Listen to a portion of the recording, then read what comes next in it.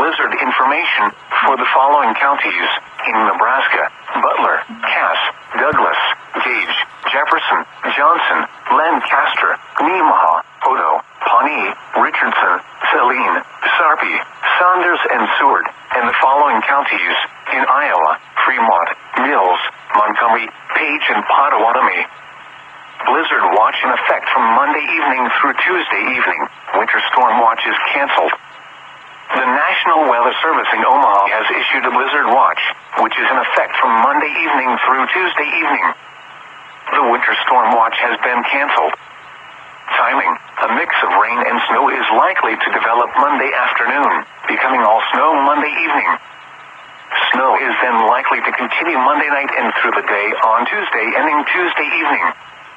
Wind/visibility: winds Monday night will increase from the northeast at 15 to 25 miles per hour, further increasing on Tuesday from the north at 20 to 30 miles per hour with gusts to near 40 miles per hour, and start to diminish on Tuesday night. The combination of the snowfall and strong winds may create visibility less than a quarter of a mile for an extended period of time. Snow accumulations: there is the potential for snow amounts of 8 inches or more. A blizzard watch means there is a potential for falling and or blowing snow with strong winds and extremely poor visibilities. This can lead to whiteout conditions and make travel very dangerous.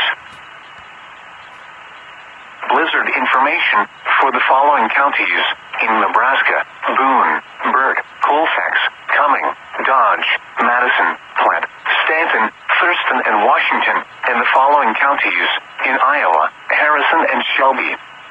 Blizzard watch in effect from late Monday night through Tuesday evening. Winter storm watch is canceled.